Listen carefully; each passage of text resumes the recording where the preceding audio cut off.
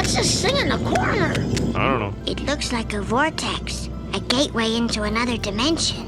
Ooh, a vortex. Judge! Hey, pretty slick. Quit throwing your garbage into our dimension.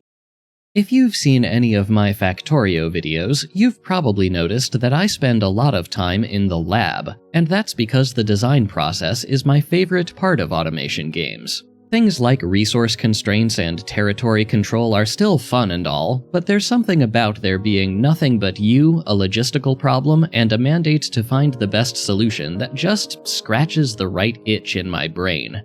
Well, today we're playing the brand new 1.0 release of SHAPEZ 2, which proudly boasts no enemies, no power grid, no inventory, just you, a series of goals, and an infinite scratch pad. That sounds like it was made for me, so when the developer reached out for a collaboration, I jumped at the chance. So a huge thanks to Tobesper Games for sponsoring this video. Full disclosure, I explicitly confirmed there would be no restrictions on what I could or couldn't say about the game. All thoughts and opinions remain my own, and I would not have accepted their offer had that not been the case. Now, I haven't played either SHAPEZ game before, so after agreeing to not cook any spaghetti, we'll start off with the tutorial. We find ourselves in a beautiful skybox littered with what appear to be resource asteroids in an infinite spiral. The asteroids with shapes on them produce the given shape when you mine them. Don't worry about running out because there's no such thing as resource drain here. You know what else you don't have to worry about? Eyeballing a conveyor belt to make sure it's properly aligned with the intended destination. SHAPEZ 2 belts are click and drag in 2 dimensions, and the game turns them into proper right angles along the way. And if you need to make more complicated zigzags, it also lets you drop anchors while dragging to pin down the path up to that point wherever you want. The vortex at the center of the map is what will consume every shape we make. I drag a belt towards it, and the gray circles we start with get automatically launched over the gap between platforms. Then we're introduced to the half destroyer, which destroys the west half of any shape. Machines in this game are just part of the conveyor belt path. No inserters or equivalents needed to move items between belts and machines. Belt splitting is just belt dragging. If an input or output is perpendicular to the belt path, it joins them automatically. No dedicated belt splitters necessary. To get a quarter shape, we simply half destroy, use this rotator to turn the shape 90 degrees, and half destroy again. It's kind enough to show you which half it will destroy, even before you place it. We've put a few red squares into the square hole and reached our first milestone, which unlocks the stacker. Stackers drop one shape on top of another, letting us create layered shapes or simply combine partial shapes. And if you want to learn more about what you've just unlocked, the game takes the opportunity to highlight its nifty searchable codex. Clicking on any machine brings up a tooltip that shows you both the throughput in items per minute and also its reciprocal, the number of that machine required to fully saturate a conveyor belt, so you can use whichever metric makes more sense in your head. Simple enough, but there are levels to this game. Literally. Pressing E and Q moves you up and down height levels, and doing that while dragging a belt lets you raise and lower them, which you'll need to get shapes to the top of the stacker. Thanks to these extremely helpful keybind reminders right above the hierarchical hotbar, I learn you can shift right-click to delete an entire area at once. We'll use that to delete this quarter gray circle build since we've met our quota and don't need those anymore. Other factory games typically do very little to stop you from hurting yourself, but SHAPEZ 2 really does its best to teach you best practice concepts like full throughput. Later, when you unlock fluids, it even tells you not to use the storage tank it gives you because consistent throughput is more important. The animation of this belt lift that moves shapes between levels is pretty cool. Now we are introduced to jobs, which are basically side quest shapes which reward you with research credits that can be exchanged for optional tech. At this point, the vortex wants halves and then quarters of the gray circle on top of red square things. If you ever manage to screw up something belt-related like a critical merger, the game notices and warns you. I'm honestly not sure exactly what criteria it uses or how it avoids false positives, but it does. Magic, I guess. Conveniently, shape orientation upon delivery doesn't matter, at least until you hit post-game. I was getting a little annoyed at how coarse-grained the camera snapping was, but thankfully you can change that in the settings.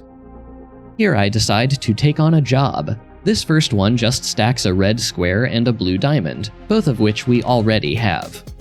I go to manually check to see if the shape I'm making is correct, but once again the game is a step ahead of me. It pre-calculates what shape or shapes your machines will make, and if the shape you're making matches a current goal, it gives you a nice green check mark at the output. That gets us to milestone 2, giving us blueprints and the ability to copy and paste. I also grab the first job reward and buy the cutter, which separates the west and east halves of a shape non-destructively. I use that to make this yellow diagonal easier. Split it in half, rotate the halves, split again, swap, and rejoin. Voila! In case you were wondering, accidentally letting some incorrect shapes slip through doesn't count against you. Much like Factorio, the belt system is smart enough to auto-overlap when it detects you're trying to cross a belt rather than merge, even if here that might result in a bit of visual clipping. This gray circle on yellow X shape is for another optional job, which I just noticed you can pin to the side of the screen so you don't have to keep switching back and forth into the menu just to check that you're doing it right. Another milestone, and we unlock our own space platforms. Again, the game goes out of its way to promote best practices, encouraging you to treat platforms like modular blueprints. Miners need up to 3 of these miner boosters attached to them to maximize their output, which I like. It still requires a bit of thought in tight spaces, but in the typical case it avoids feeling tedious. Next we get space belts, which are basically bigger belts that work from the map view so you don't have to fiddle with lots of tiny conveyor belts moving items long distances before you hit trains. Here the game makes you place a platform before continuing, but the primary goal here is just to get these green stars directly from an asteroid into the vortex, so all this platform ends up being is a really chunky belt. We need to put these quarters on opposite corners, checker style, so let's just rotate every other one in opposite directions and restack them. I'm so excited to move on to the next thing that I accidentally delete that build one short of the goal. So I have to make this tiny bespoke build just to make one more. This game does have an undo feature, but by the time I noticed this error, it was too late. After stacking 3 quarter shapes on top of each other, we collect our last job and hit the last milestone. Tutorial done. Now, I was given 2 weeks with the release build before I had to have this video out, so in the interest of actually getting a campaign done in time, I'll be playing on regular difficulty. The campaign starts you right where the tutorial left off, so let's look at what we have available to us. The first thing we need to make is a red half circle, and this full circle that's 3/4 red looks like an easy way to get those. This blue checkered square also looks like an easy way to get blue quarter squares. The idea is simple enough. Cut the squares in half, rotate the halves, and then destroy the gray bits. I'm only using 1 cutter per input belt, which bottlenecks it, but we barely need any of these. Now we need full red circles. And it turns out the game will also confirm partial completion of a goal shape with this checkered flag icon. We rotate the half-red circles in opposite directions, slap down some stackers, raise every other one, and we're done. This is again bottlenecked by stacker speed, but we have another goal we can work on while that runs. The next blue square goal is to combine the blue quarter squares together, and I decided to try working within the confines of a modular platform for this one. Linear stackers are slow, with 6 needed to saturate a full belt. So to alleviate that somewhat, I unlock the bent stacker, which is 50% faster but outputs to the side because reasons. I couldn't fit as many as I wanted on a 1x1 platform, so let's graduate to a 1x2. This still isn't enough, but a better solution hadn't occurred to me yet. Don't worry, we'll fix this design in a bit. Still, for a first attempt, it's not too bad. Time to drag a space belt over, launch them into the vortex, and start looking at the next thing. You can only place so many platforms and space belts at a time, and I have no idea how many we'll eventually need, so let's use some of our research credits to buy a capacity upgrade. Let's also try rebuilding the red circle maker within a platform. It's 3 cutters and 4 side stackers per saturated belt, so the cutters can fit in a line, but the stackers will have to use the better pattern that finally occurred to me, bundled as 2 pairs per input belt. Then just copy and mirror it, and we're making full red circles. And since we're already converting the blue checkered squares to blue half squares, we can reuse the halves to wholes stacker design from this block to make full blue squares. And we can also do something similar for the checkered to halves block upstream. Now we just need to stack these 2 shapes together. Stacking the first column of inputs is easy, but there isn't enough room to get the stacked products out. So rather than maintain outputs column-wise, let's feed outputs forward row-wise. Those launchers and catchers aren't just how platforms get linked together, they're also how items cross over perpendicular belts. That gets us this lovely grid of stackers. Hook everything together, and we're making red circles stacked on blue squares. However, I soon remember that when you combine 2 halves of something, you get half as many of the result, which is to say, we're short on blue squares. But doubling production is just a couple copy-pastes away. Soon enough, we get our first milestone, which unlocks fluids and painting. It also unlocks operator level, which gives you extra research credits and platform capacity for continuing to pump milestone shapes into the vortex after the milestone has been reached. So I guess we'll leave the old build running while we work on the new one, which starts with painting squares green. In case you hadn't put it together, that's what these RGB asteroids are for. Pumping paint. Pumping and piping work basically just like mining and belts, including launching between platforms.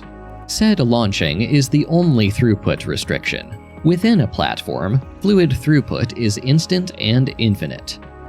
This is about when I figure it's probably important to have at least some platform blueprints on hand, so I clean up a few of these and file them away. In the process, I get an idea for miner blocks. If we give each miner as long a belt as possible before merging it, we can make room for integrated manipulation. For example, now if we only need half of an asteroid's shape, we can cut it down to size directly within the miner block. Anyway, back to painting. These little weirdos also need 4 to saturate a belt. But unlike stackers, both solid and fluid inputs are side by side on ground level, which complicates input routing. I figured the best solution was to route a pipe over the belt and then create a branch off the pipe for each painter. I don't like this one-tile diversion here at the bottom left, so I stagger the columns of painters instead, and instantly the whole thing looks much better. And with that, we have green squares. Next we need, let's call them stars, for the milestone, and half stars for a job, so let's find a new asteroid and throw some stars together. Then we need gray and green checkered squares, which we'll get by splitting uncolored squares into halves, rotating them, splitting the halves into quarters, rotating half of those, restacking them into catty corners, painting half of those, and then stacking the catty corners back together. Did you get all that? Obviously, that's a bit much complexity for a single-purpose platform, which is why we've split the work amongst several platforms in series. Next, we need to layer a blue star on top of the green checkerboard. So just pipe some blue paint over to the stars, slap it on, stack it on top of the green checkered square we already have, and route it in. Here I have a job to turn a half shape into a checkered shape. Easy enough, I have a blueprint for it, but this is when I discover that it's not oriented correctly. You remember when I said splitters and the like work on the west half of the shape? This is my first complaint about the game. Cardinality matters. It turns out if you rotate certain blueprints 90 degrees, they don't work anymore. To be fair, there's a compass in the lower left with a blue semicircle on the west side to help you keep track. But this is a pretty unintuitive feature for a game that up until this point has been extremely good about behaving exactly how you'd expect it to behave. Anyway, our milestone goal is finally done, which means it's time for trains, baby! Instead of running a super long belt to get some quarter diamonds into the vortex, let's put them on rails. As if I needed any other excuse to use them, trains are exempt from the platform capacity cap, so we can make as many as we darn well please. In the same vein as the rest of Shapes 2, trains are drastically stripped down compared to the rest of the automation genre.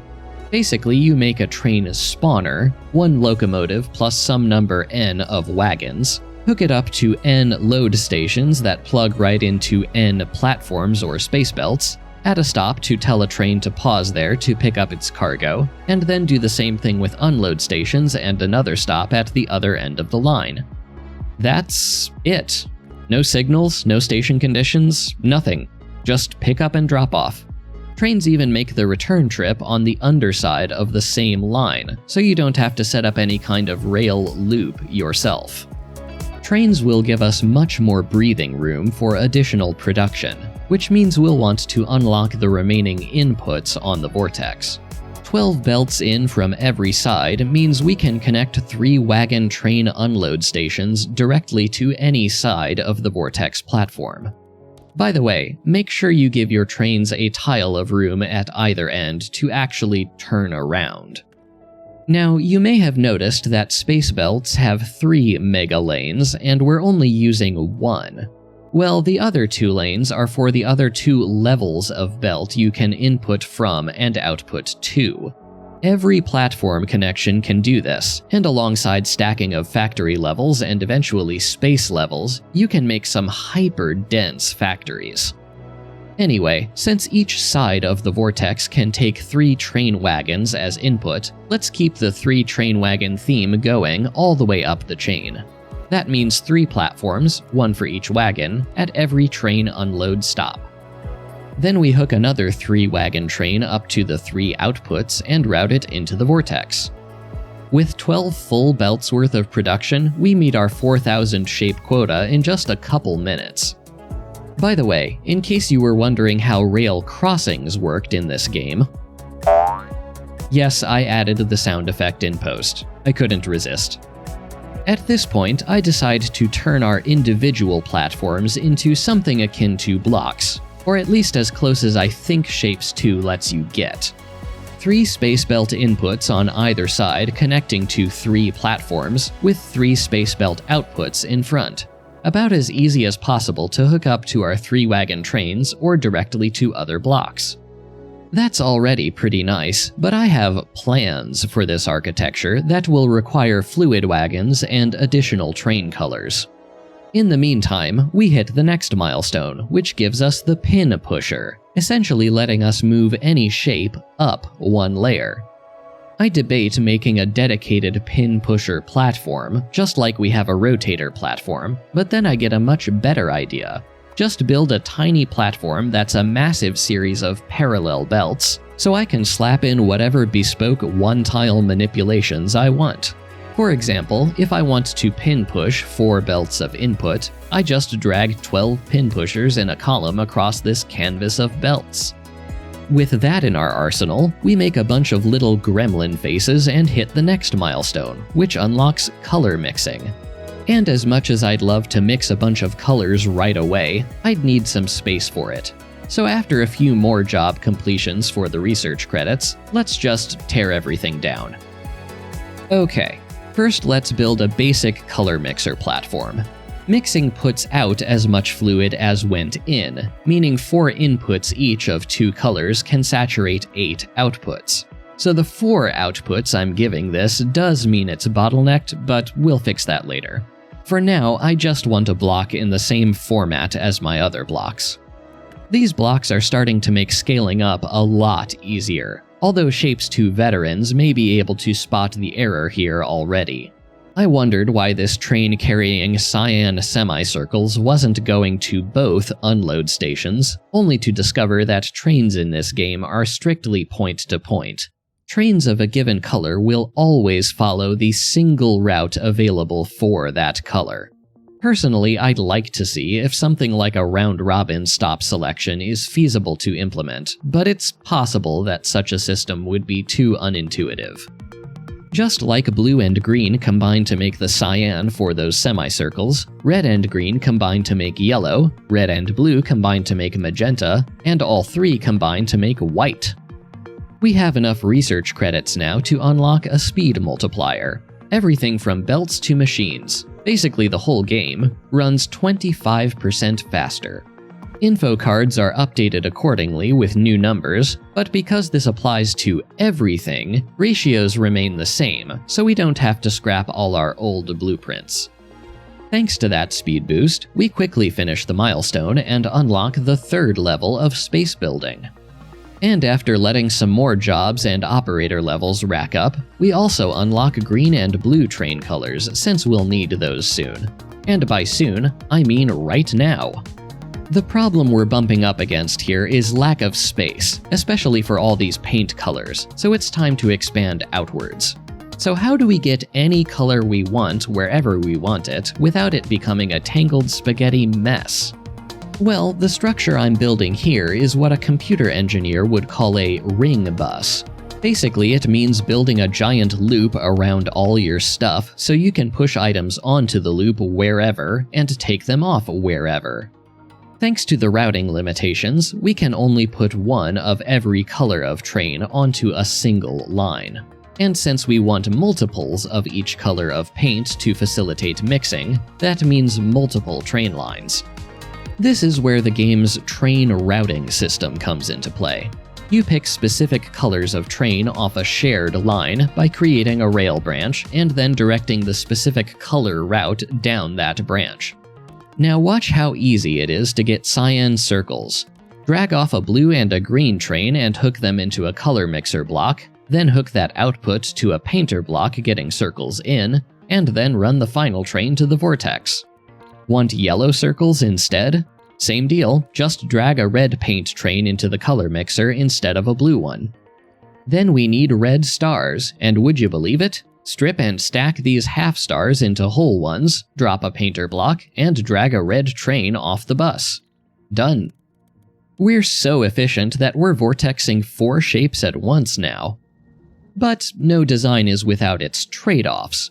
A ring bus fundamentally defines the perimeter you can work within, and we're already running out of space, so we'll need a different solution soon. Here's a fun quirk of the shape layer system. You can only have 4 shape layers. If a shape is pushpinned and then stacked onto 3 existing layers, the would-be 5th layer shape just disappears, leaving only the pins behind. White paint requires pulling all 3 primary paint colors off the line and mixing them in series. That plus some extra blue and green to make cyan gets us an easy SHAPEZ 2 logo. And now we can unlock an additional 25% speed boost.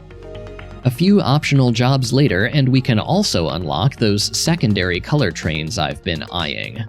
Most of said jobs I'm going to skip over because once you set up a bus and block system, they're pretty straightforward. But here's an interesting one. We need to progressively stack what appear to be beach balls 4 layers high. Despite all this boilerplate, we still don't really have the infrastructure we'd need to make the same shape 4 times, so instead we need to split it 4 ways.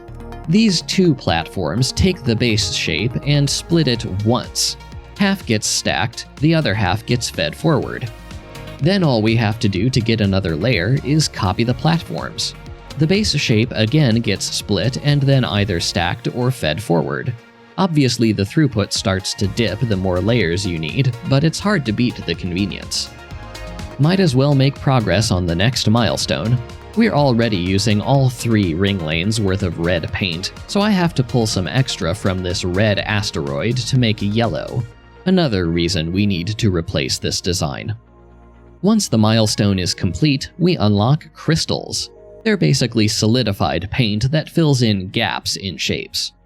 And in an interesting twist, crystals are fragile. They can't be cut or dropped from above to stack. If you try, they'll break and disappear. Pain in the ass. No, it's shiny. Okay, the ring bus was a good idea, but we're still too space constrained. Messing with all the paint we'll need for crystals will eat this entire area. It's finally time to make the real base. This game doesn't have concrete though, sorry. Remember my very first video about a ribbon world, where I turned a single train line into a multi-item train bus? That's basically what we're going to do here.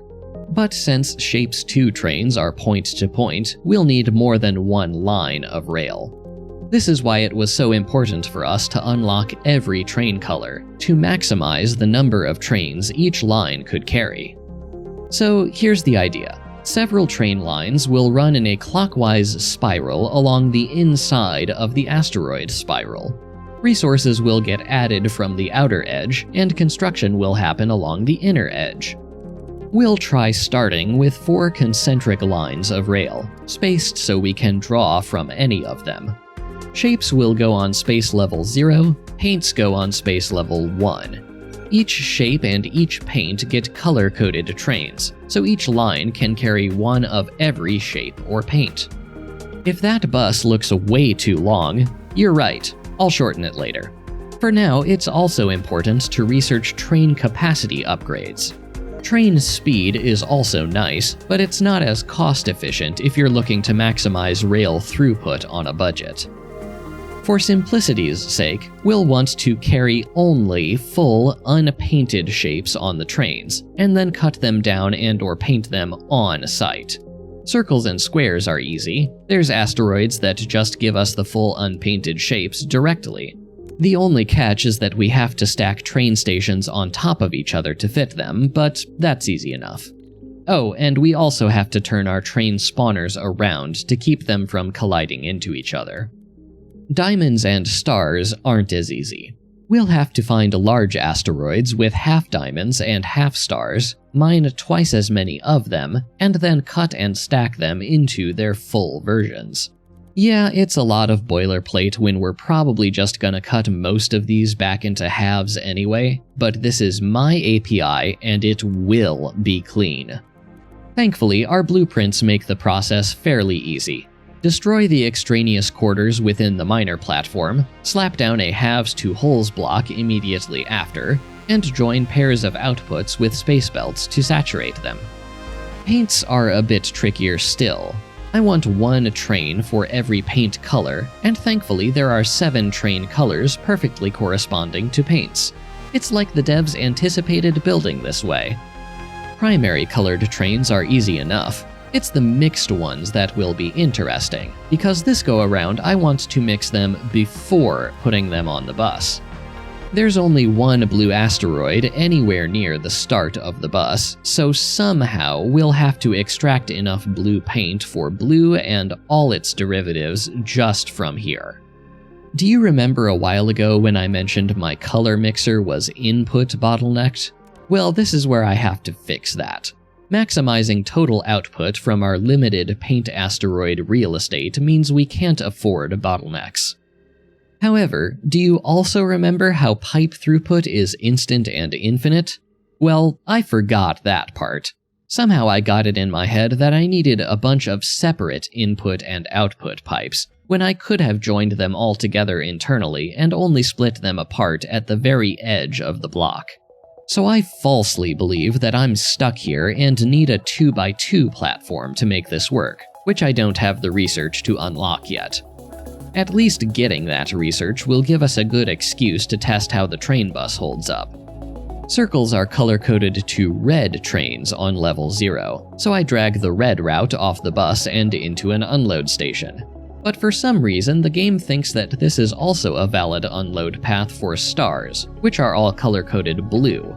I triple-checked my color coding and even manually respawned the star trains just to be safe, and it never unloaded any stars here, but this warning also never went away, so I think this might be a bug. At least it's only visual. Anyway, we checker some circles, checker some squares and paint them green, slap them together and yank the output over the bus to the vortex, and just like that, we're getting some more jobs done. See how easy that was? How about red push-pinned squares? Drag squares down and push-pin them, drag red paint down and paint them. Done. I get the research to unlock the 2x2 platform, but I knock out the remainder of these jobs before deleting everything and going back to color mixing. Again, it's possible to do simpler piping than this in a smaller space without bottlenecks, thanks to the infinite pipe throughput, but I wasn't thinking straight. At least it looks nice. But the important part is that our 6 inputs now turn into 6 outputs instead of just 3. Now here's a fun meta hack. Mixing white paint takes all 3 basic paints, but not in equal amounts, since you can only mix 2 of them at a time. That means, by mixing red and blue first before adding green, we can get away with half as much red and blue paint as green paint to make white. And that's how we'll alleviate the limited output space on this one blue paint asteroid. I try using pipes to do all our intermediate routing, but there's just no way it'll all fit. So I delete those and make some 6-wagon intermediate fluid trains. These won't go on the bus. These are just to facilitate our color mixing beforehand. Since we already made a 6-12 paint mixing build for white, it would be a shame to not reuse it for cyan and magenta. Also for yellow, but we'll make that off to the side with these other red and green asteroids just for some breathing room. There. Not too shabby. Alright, we have a train bus. Time to use it. First we need quarter diamonds and squares painted red, which will drag off the line and reduce the lazy way by throwing away the other 3 quarters of both of those shapes. After stacking them and setting them up to be painted, we just drag some red paint off the line and bam! We have our checkered quarter diamond quarter square thing. Oh, you have a goober. A what? Yeah, I can never remember, so I always call it a goober. Perfect. We have our goobers. This is honestly one of my biggest complaints about the game. I, as a content creator, have to come up with the names for all these shapes. Okay, now the item preview thinks we could get red or yellow paint from the yellow paint line. I know I didn't accidentally color code the red paint trains yellow, so yeah, I guess this is a bug. Anyway, we checker and paint some circles for the other half of the milestone step. Now we finally need to deal with crystals, which means designing a new crystallizer platform. It's 6 crystallizers to an output belt, so at first arranging them like the painters seems fine. And once we bring in some red paint for a test, you can see it's half working. I check to see if we're running out of paint, and sure enough, these things drink twice as much paint as an ordinary painter.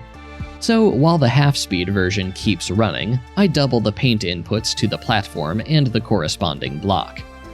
Oh, and I also got white checkered circles, whatever. That just required pulling a white paint train off the line instead of a yellow paint train. At first I figured I'd start by adding white crystals to the white checkered circle, but then I remembered it would shatter if I dropped it from a stacker. So instead, we have to crystallize the first goober, stack the white checkered circles on top, and only then can we crystallize again with white.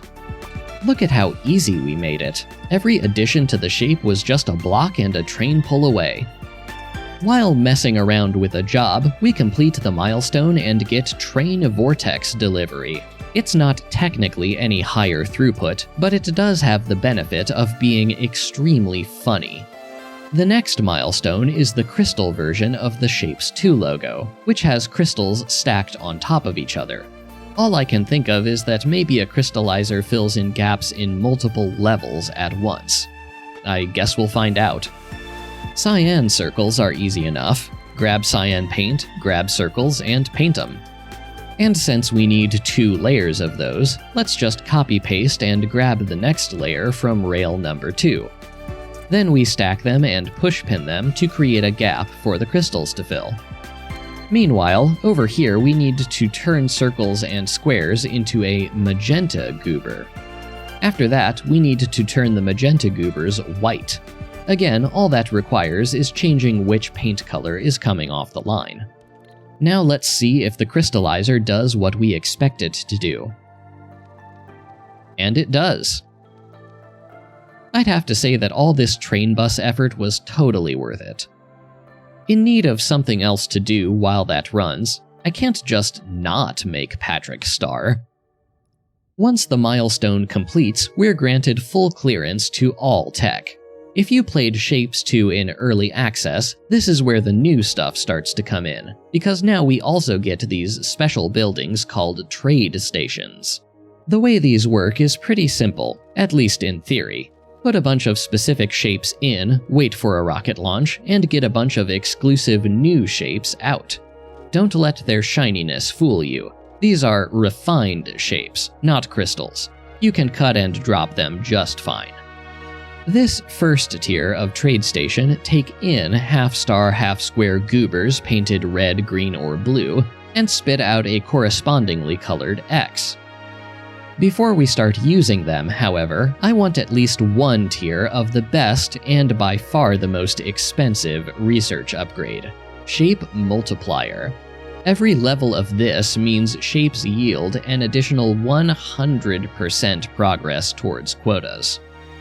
Because trade stations hook directly into space belts, their stated ratios are relative to fully saturated space belts rather than normal belts, which was a good quality of life decision. Making and painting the input goober is easy enough. Slap in some improperly ratioed trade stations and checker the output, and we've got red refined X's. But soon I notice the ratios are wrong and fix it. Blue and green trade stations take the same shape as the red one, just painted differently. At least, in this game mode. Then we just slap them all together with a blue diamond to get rainbow goobers. I spend some time while that's running messing around with a stacked halves-to-checker platform design that I'm not going to explain because I didn't end up using it. Then we hit the next milestone and get ourselves secondary color trade stations. I also upgrade to Shape Multiplier Level 3. Fittingly, these next trade stations take halves of the primary refined X's and spit out full secondary refined X's, almost like you mixed their colors. And once again, I start by ratioing it incorrectly. You actually need 2 per space lane. It's easy enough to copy-paste this and tweak the inputs to get magenta, but this is about where we run into an input limitation.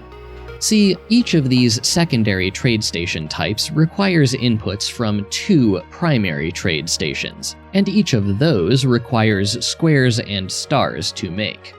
That means we'd need to pull all 4 trains worth of squares and stars off the bus just to feed 2 of the 3 secondary trade station designs. So I go looking for other square and star asteroids I could mine to supplement production, but I find something even better. A gigantic asteroid yielding exactly the goober we need to kick off trades. No manipulation required. That gives me what we in the business call a great idea. Just like I'm making every basic shape and paint color before putting them on the bus, I'm also going to make every refined trade shape separately and put them on the bus too. This asteroid is pretty far towards the end, so we're going to take these raw goobers and feed them backwards so the refined products will be output more towards the start of the bus. And that turns out to be a great plan, because we're going to need so many of these blocks that just putting them all in a line will almost span that distance. See, thanks to the power of looking ahead at the remaining milestone unlocks, I know we'll need no fewer than 6 of each red, green, and blue trade blocks to support 1 block worth of each eventual refined color output. And yeah, 18 blocks in a row will almost span that distance from Goober Asteroid back to the start of the bus. That would also mean 18 input rails on each side of the array, which is a bit much.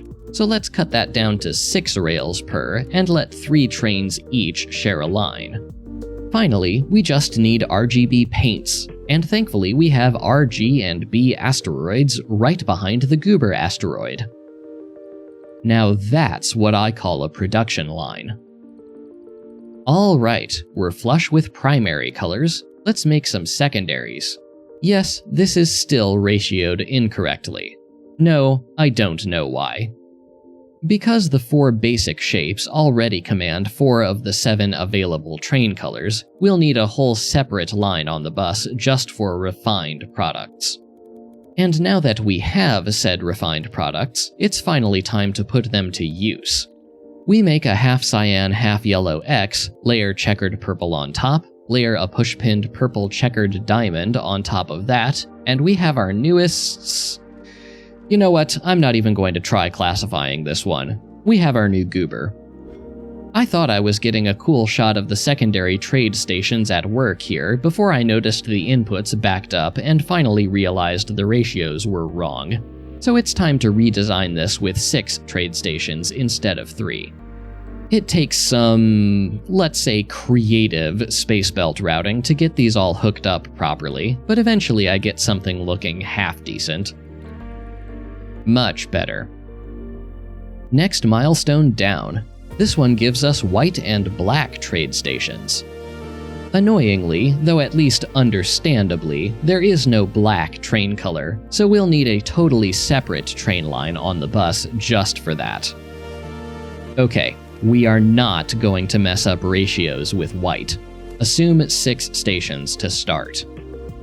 If the secondary belt routing was creative, I think this counts as an out-of-body experience. Okay, I was going to make a be not afraid joke here, but just wait till we get to manufacture mode. This is nowhere near as bad as it gets. The black trade station is just like the white one, except it takes secondary refined shapes as inputs rather than primaries. It also has a little growth out the top, so it's not a perfect drop-in replacement. But it's easy enough to make the extra space. Once we have our monochrome refined shapes, it's just a matter of pulling them off the line and checkering them to get the first shapes for this milestone. Nice. Next we have to slap some checkered and painted stars on top, and you'll never guess how we do that. Shocker! We pull stars off the line, checker them, paint them, and stack them.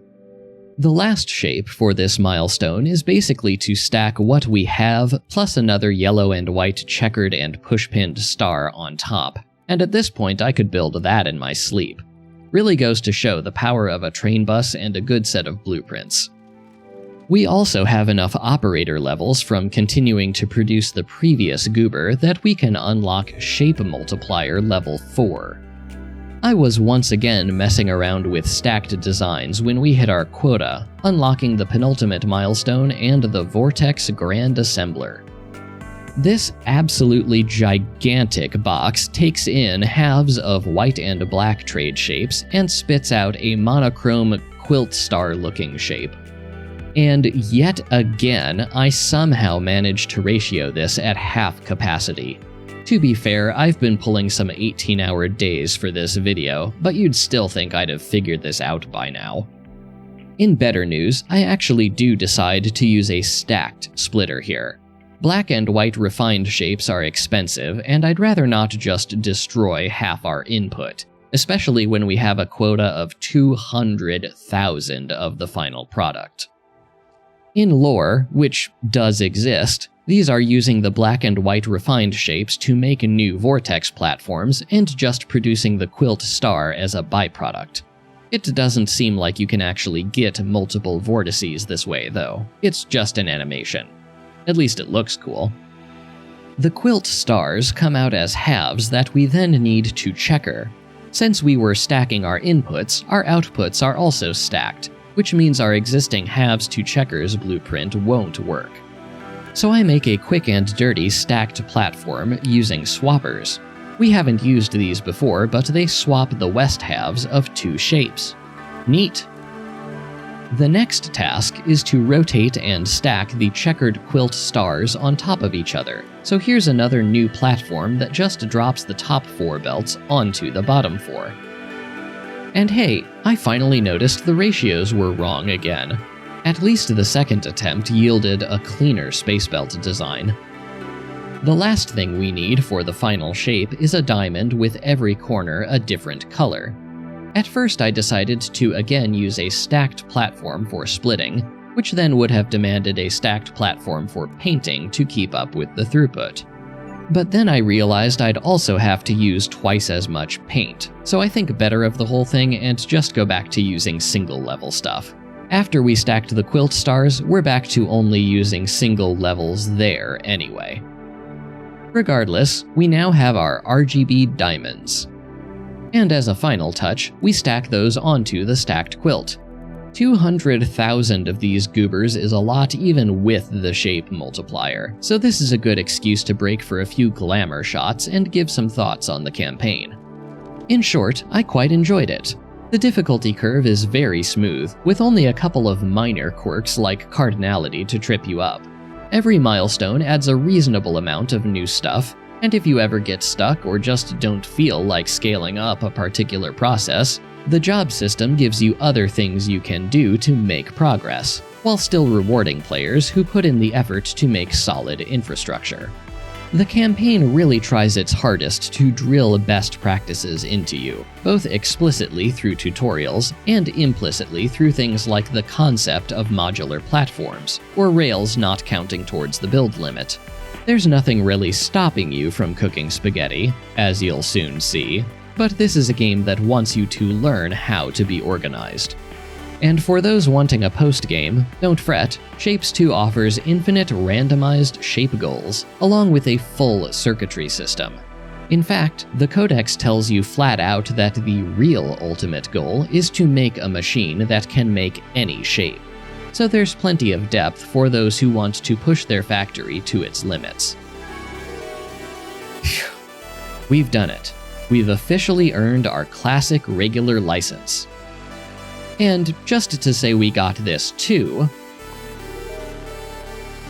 and that is the 1.0 campaign of SHAPEZ 2, or at least the regular difficulty campaign.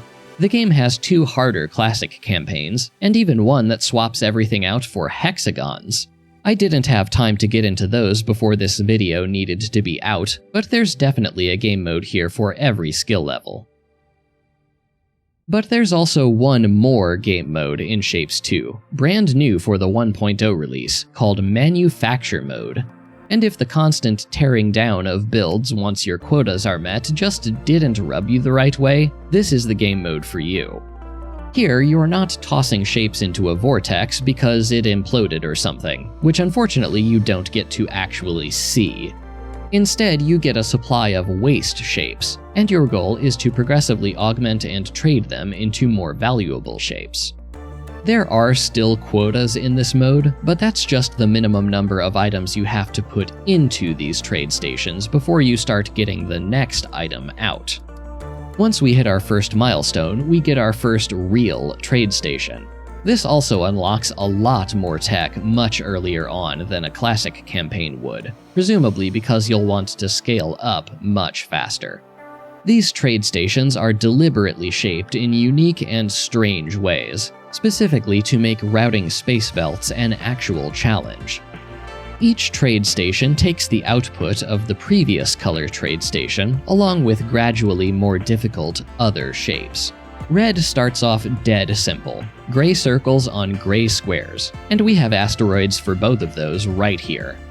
These single-ended donation stations are basically portable vortices. They'll delete any shape, but if you give them specific shapes, they'll increase your operator level and give you research credits.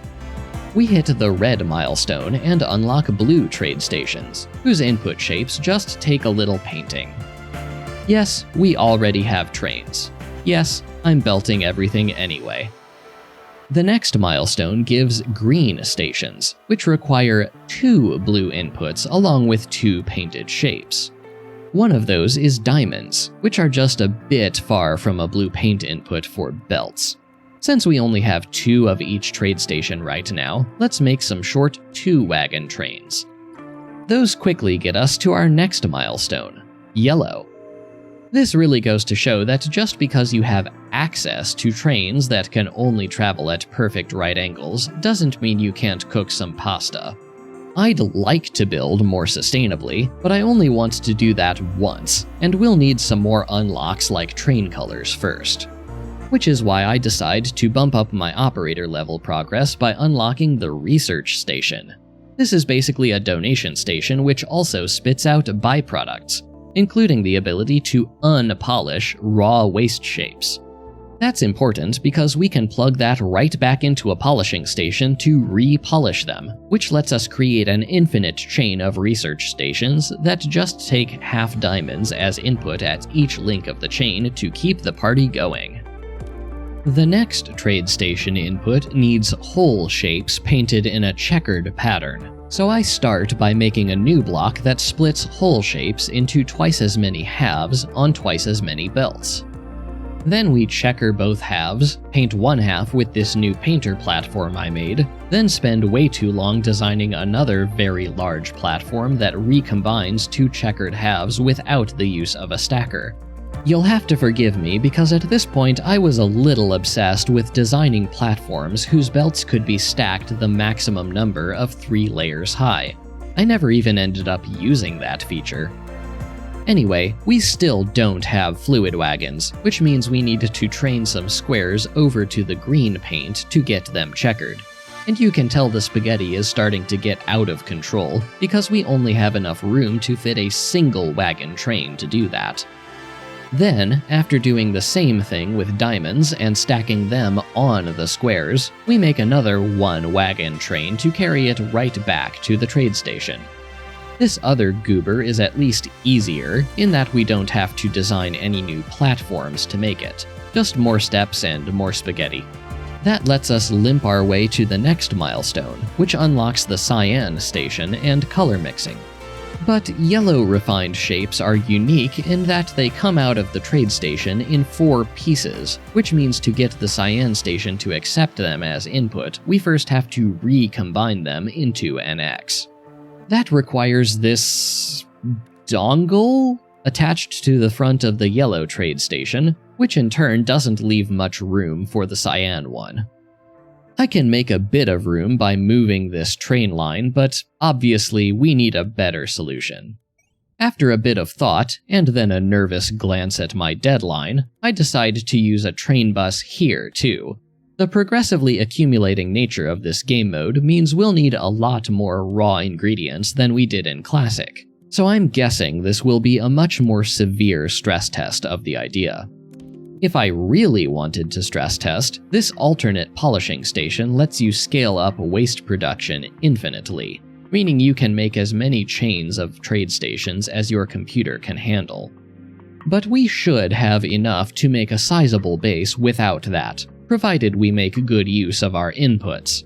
This platform cuts 4 belts of whole waste shapes into 8 stacked belts of half shapes, and this one stacks 8 belts of polished waste half shapes back into 4 belts of whole shapes. Then we use 8 of the 10 outputs from our waste provider to make 2 train stations of 4 wagons each. Our polished waste will go on the shape lines to be fed to the red trade stations, so we'll color code them piss yellow. Those shape lines also need, shapes. I also start preparing for color mixing. That starts with a new color mixer platform, which is more compact and higher throughput than the old versions I'm deleting here.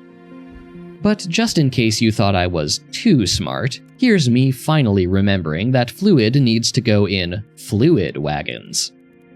Anyway, we're going to handle color mixing by drawing primary colors off a separate bus and sending mixed colors onto the main bus. Here's the new 4-in, 8-out color mixer block design. White will just be 3 of these hooked together. Then, while messing around with rails, I get a bug that monopolizes the screen and effectively soft-locks me, forcing me to save and reload. No idea how that happened, but I wouldn't be doing my job if I cut this out. That said, the game's been getting patched even as I've been making this video, so for all I know, whatever this is might already be fixed. Anyway, that's 4 trains worth of everything on the bus, so I think we can start making some blocks, starting with red trade stations. Since we're using 4-wagon trains, and trade stations can produce and consume half a space belt each, I decide to arrange them in 4 pairs. Each pair shares inputs and an output, which requires some staggering and some flexing of belt routing skills. But don't worry, I'm a professional. After adding the auxiliary shape production, we cap off the block with an output train. Rather than go on the bus, this will go directly to the relevant input of the next block. And as the trains start bringing ingredients in, the trade stations start producing refined shapes. That means we can start on the blue block. Like red, we'll treat these like pairs with linked inputs and outputs. Once we have the belts in something approaching reasonable condition, hooking it up to a couple of painters and a stacker is no biggie. Then we set it in place, connect the red block output to the appropriate blue block input, and set the incoming train routes. There. Isn't that so much nicer than that old spaghetti monstrosity? Now, you might remember from earlier that the green station takes 2 blue inputs, but being the savvy and attentive player that I am, I put 2 polished waste trains on the bus, specifically so that we can do this.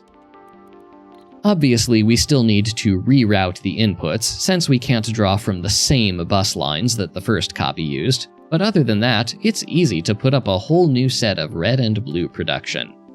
That said, this copy job does mean we're already out of a few things, like circles and squares, so we have to go drag up some more and add them back to the bus. Green refined shapes output as halves, so we need to recombine them ourselves before we can put them on a train and send them off to yellow. While I was drafting out belts for the green trade stations, I noticed my platform cap was very low, so I spent some research credits on an upgrade. I never felt like the cap was an active limitation in Classic, whereas here I think we'll be flying much closer to the sun. Anyway, after a whole lot of messing around with belts that I won't bore you with, we end up with this. Given where the inputs were located, I think this is at least reasonably clean.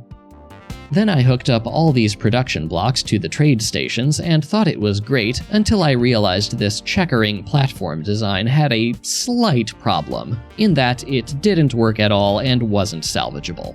So I don't have much choice but to delete the offending platforms and make room for new ones that checker the relevant shapes first and then stack separately. That was a headache. At least the end result looks cool. Okay, time for yellow. We'll run into some asteroids if we keep building in this direction, so first we have to rotate the bus.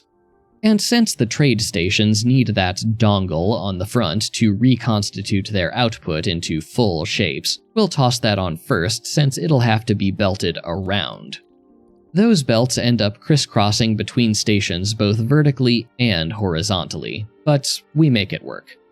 As before, painting a checkerboard pattern onto a single shape requires splitting it into halves, painting one half, checkering both, and then rejoining them.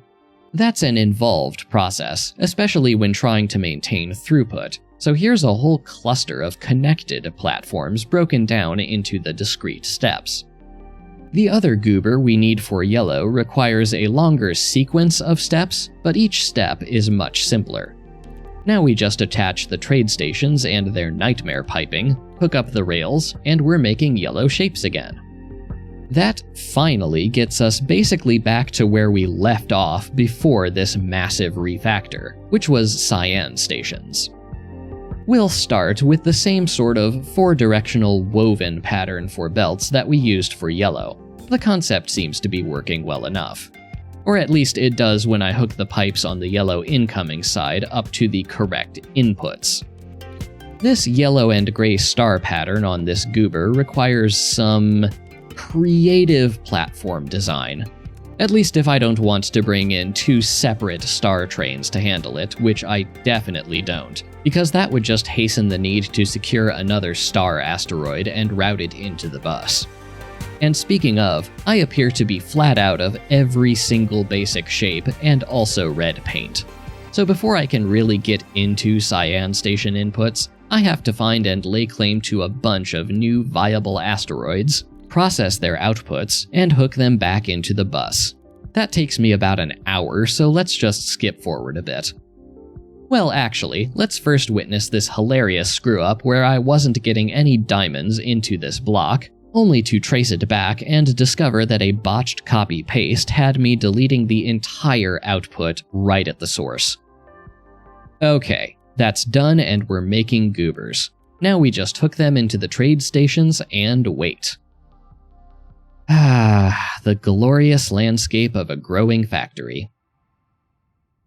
Next milestone down, and we unlock magenta trade stations. We're running low on platform capacity again, but we don't have enough research credits to unlock more because I've been doing jack squat about my operator level.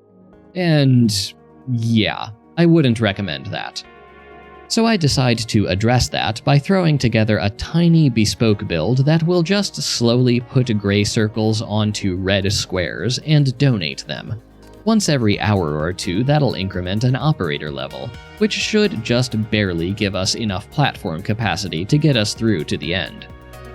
Okay, magenta trade. Since we've already set up mixed paints, this one is actually much easier than the last one. I'm definitely getting the hang of these pipe comb arrangements.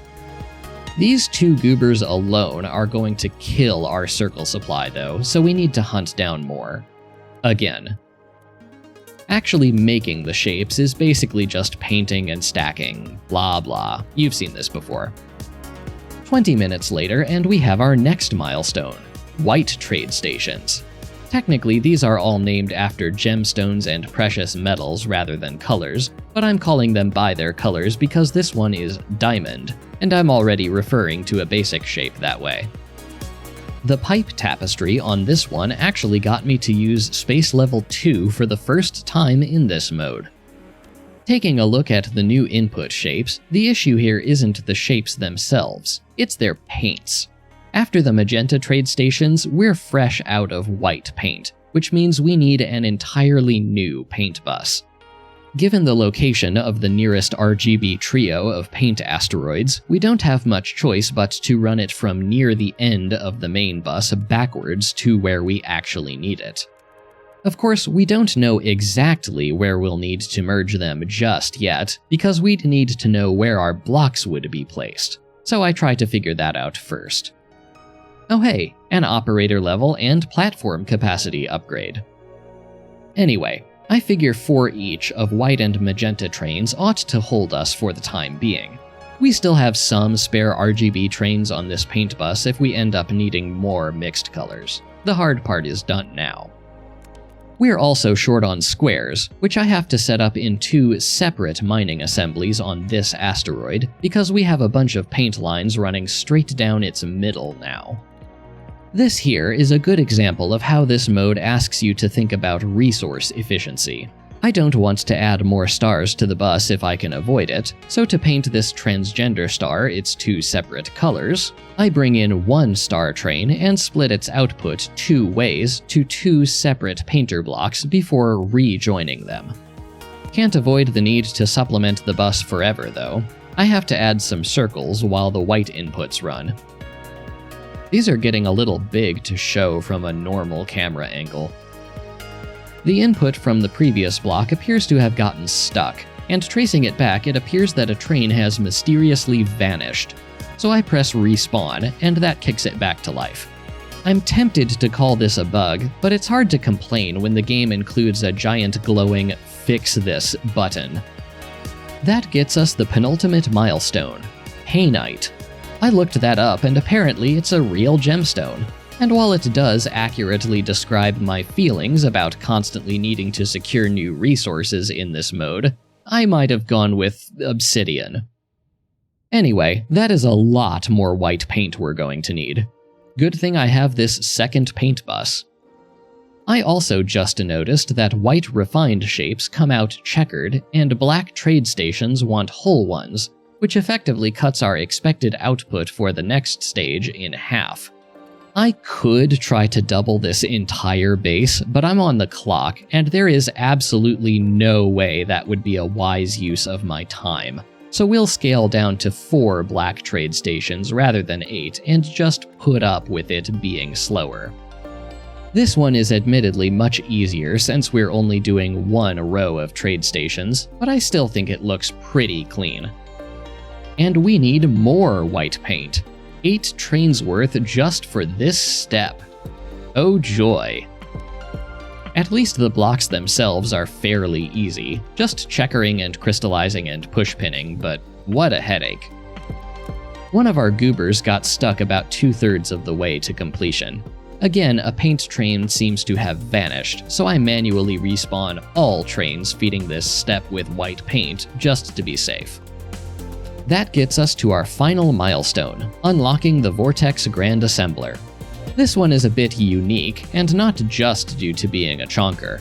Aside from sending in raw black quilt stars from the black trade stations, we also have to chop some more of those quilt stars into quarters and use them as part of the other input shapes. Again, the belting is easier because we are only using 4 assemblers. Given how we'll need to split the quilt stars though, even this is probably overkill. Actually, we need to complicate the belting a bit. Because of the goober requirements, I want to try using mixed trains. Each goober block will connect to the assemblers via a train that both carries in goobers and also carries back the black quilt stars used to actually make the goobers. Here I decide to turn a 1x4 platform into a 16-way splitter to take in quilt stars and spit out quarter quilt stars at the block level. Yes, this is input bottlenecked, but the entire assembler design is going to be starved for these things to begin with, so it really doesn't matter. But before we can build anything here, we need to add more diamonds to the main bus.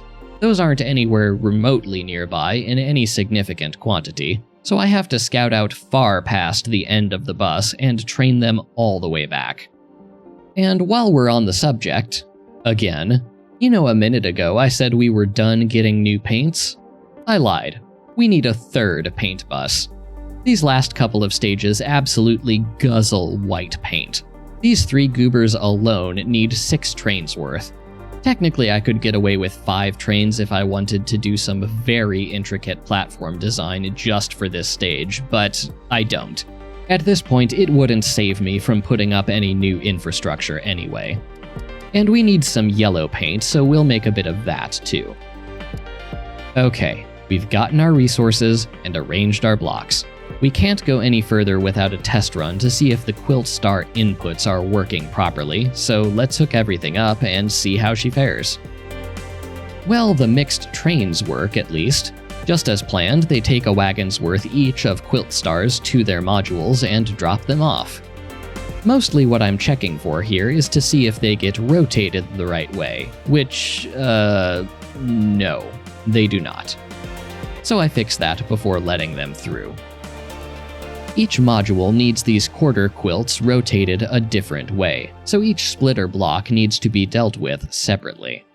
Then I try to paste this entire thing so I can edit it for blueprinting purposes, but this alone puts us over our platform cap. So I need to buy another upgrade just to make a blueprint properly. Anyway, soon enough we're getting all 5 inputs to the assemblers. Not much left to do here but wait, so... 3 hours later. Done. We have beaten manufacture mode. Despite the license saying regular, there aren't multiple difficulties of this one. Perhaps something for a future update? In classic mode, I personally found that all the deconstruction didn't bother me, but if that gets under your skin, and increasing your operator level doesn't interest you, manufacture mode delivers on the promise of a challenge that builds on itself. Keep in mind that's both a blessing and a curse. Blessing because you're thinking more carefully about throughput and resource efficiency, curse because you will always be hunting for more resources, and there's nothing like mining speed increases here to alleviate that need. This is a hungry game mode. You have been warned. So what do I think of Shapez 2 as a whole? I think Shapez 2 is a game that makes good game design feel effortless. I've heard it called easy, but I think that misses the mark a bit. In programming language terms, if a game like Factorio is C++, Shapez 2 is Python. It's not as powerful, but that's not the point. The point is to eliminate friction. Anything and everything that might stand between you and the task at hand is streamlined as much as possible, or just outright eliminated. That makes it arguably the best introduction for automation game newcomers, but experienced engineers should still find plenty to love here. Like I said at the beginning, in Factorio, I spend time in the lab because sometimes I don't want to have to think about rail signals or inventory management or whatever. Sometimes I just want to sit down and solve a puzzle and have everything else just work. Shapez 2 is a game that just works, and for that alone, it earns its place among the best of the genre. So if that sounds up your alley, hey, it just hit 1.0 today. As always, no quota of thanks would be sufficient for all my patrons and YouTube members, whose incredible support is why this channel continues to exist. These patient and generous individuals have stuck with me through thick and thin, especially recently, and for that you all have my deepest gratitude. If you'd like to join such fine company, consider signing up using the links in the description, where you'll also find links to my Discord and my live streams. Next up will be a few of Factorio's modded planets before diving back into Dyson Sphere program, which I swear I haven't forgotten about. And if you'd like me to throw some more Shapez 2 content somewhere in there, let me know. Okay, I think that's everything, so I'm gonna go catch up on some sleep. Thank you so much for watching, and I hope to see you again next time.